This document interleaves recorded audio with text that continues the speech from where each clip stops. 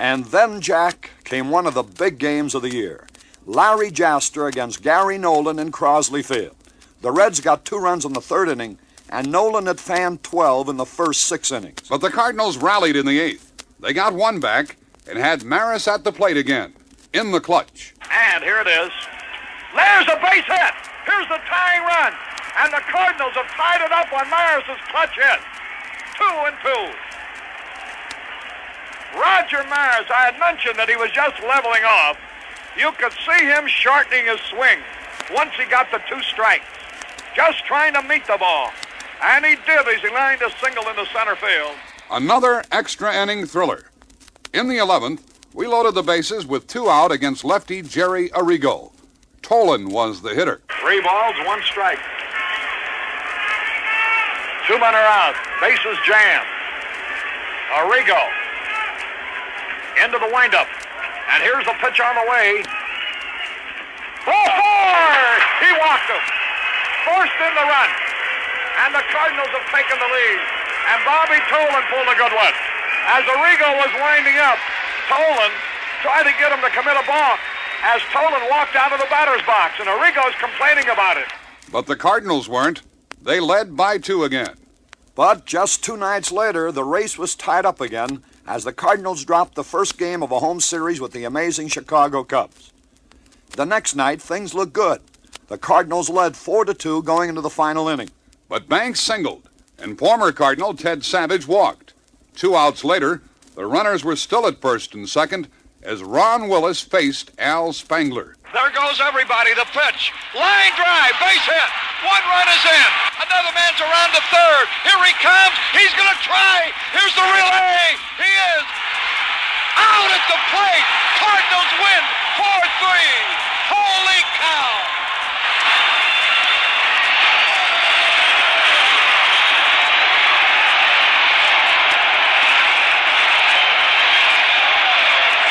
Exactly what I just mentioned a moment ago. I thought he might try to score all the way from first on a single. A perfect throw by Javier. The relay went from Tolan to Javier to McCarver, who had the plate blocked. But if the throw wasn't perfect, he would have been in trouble because Savage was right in on him. The Cardinals had their lead back, and they doubled it with another victory the next evening. And from there on, it was all Cardinals. They journeyed to Atlanta and swept 3. Then to Chicago, and 3 out of 4 from the Cubs at Wrigley Field. And by the time Chicago returned to St. Louis on August 14th, the Cardinals enjoyed an 8 1/2 game lead. It was now or never for Chicago. The Cubs led 5-3 as the Cardinals hit in the 9th. A walk, an infield out, a Brock single brought the Cardinals within a run. Curt Flood kept it going with a solid hit. And again it was Maris in the clutch. The pitch to Maris. Here it is. Base hit. The game is tied. Here goes Flood around second. As Savage fumbles the ball. Here's Flood. He's going to try to score. Here's the play. Cardinals win. Cardinals win. Cardinals win. Cardinals win.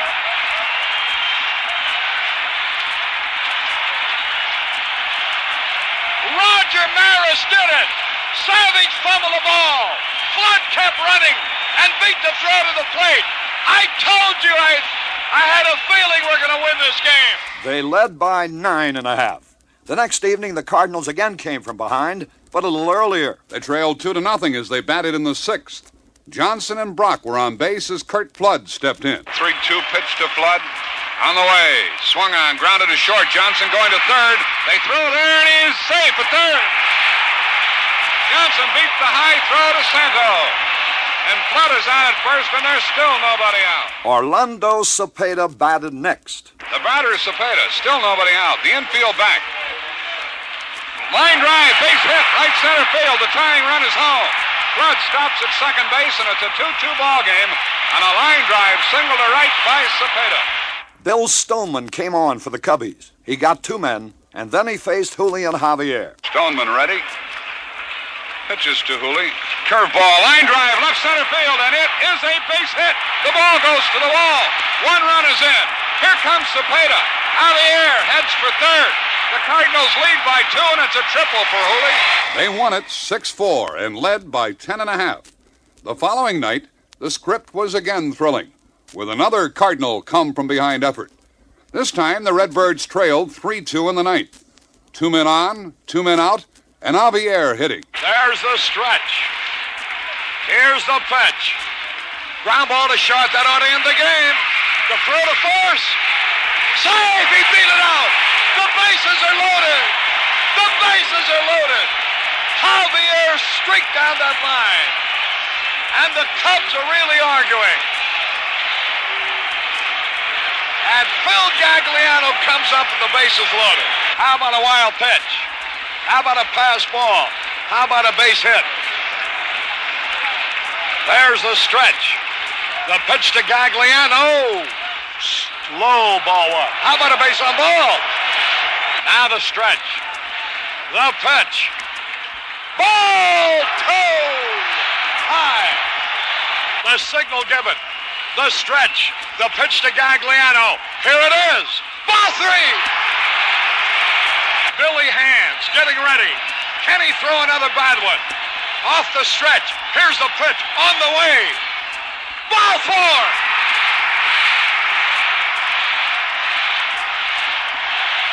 Gagliano walks. The Cubs are really arguing. Cepeda dances across the plate. Cha-cha-cha. This game is tied. Alex Johnson finished him off. The stretch. The pitch. Line drive. Up the middle. The Cardinals win. The Cardinals win. The Cardinals win.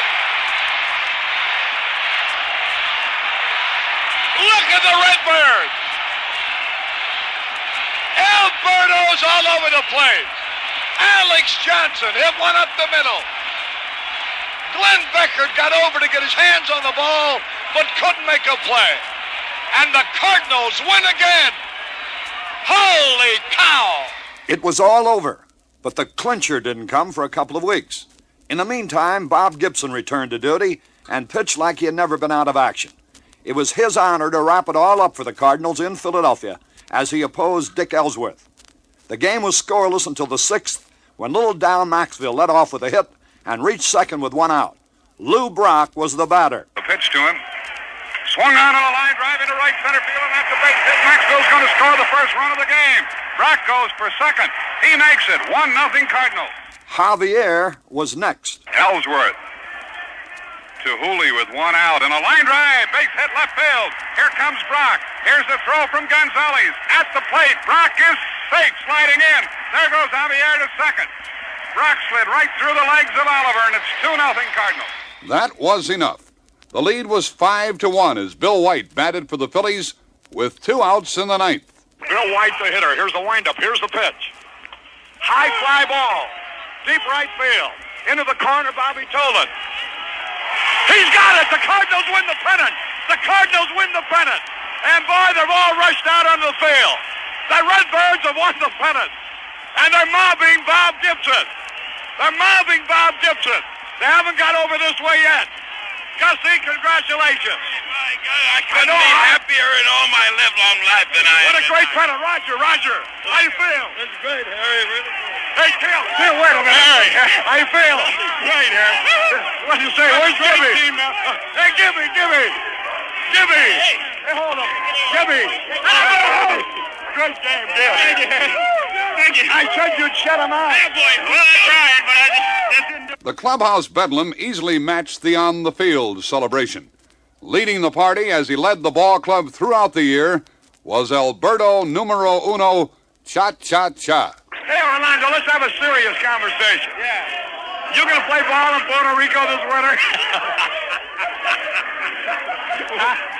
What is Puerto Rico? What is that? That's the island or what's that? Yeah. You got an extra suit I can wear home tonight. Yeah, I got one for you. All right, very good, Orlando. Very Great short. year. Thank you, Harry. Very happy. Marvelous. Beautiful. I'm so thrilled because everybody in this ball club gets something to hurt this ball club. And I think this is the greatest ball club ever playing in the National League for years. Because what we did this year, it's a tough league. You have to win by 1 game until the last game of the season.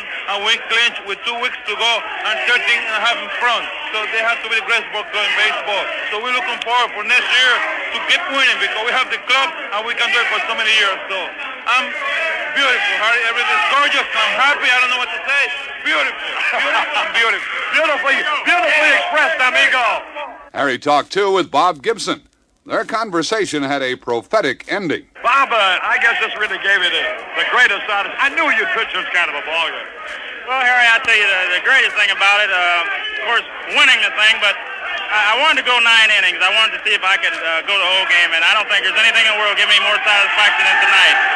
Tremendous. Thank you, Harry. Now get ready for the World Series. Yes, sir. He was ready, all right, Harry, pitching 3 complete game victories in the series against the Red Sox, with Nelson Briles nailing down the other one. And with Brock, Javier, and Maris providing the hitting heroics, the Cardinals once again were crowned champions of the world. Cardinal Baseball 1967. Yes, fans, it was a very good year. Perhaps never before, at least in our time, has St. Louis had a more colorful team. Certainly we've never had a club that appealed so much to our fans. And the more than 2 million people who filed through the Bush Memorial Stadium turnstiles certainly bear that out. And Harry, the St. Louis Cardinals of 1967 are a perfect definition of the word team. I can't recall ever seeing a club where so many contributed so much in a ball club's success. And let's not forget the yeoman work done by manager Red Schoendienst and his front office buddy Stan the Man. And as we close the book on 1967, it's heartening to look ahead to a new season, another year in which to cheer the exploits of Cha-Cha-Cha and Hooley, of Little Dal and Bulldog Tim, of Handsome Mike and Husky Raj, and of the Little Greyhounds, Kurt and Lou, just to mention a few. Not to mention the pitching performances of clutch performers like Bob Gibson and Joe Horner, plus names like established youngsters Steve Carlton, Dick Hughes, and Nelson Briles, along with fellows like Larry Jaster, Jack LeMabe, Ray Washburn, and some of the others. It was indeed a very good year for all of us associated with the St. Louis Cardinals and for all you wonderful fans who helped root them home. And so on behalf of Jack Buck, this is Harry Caray. So long, everybody.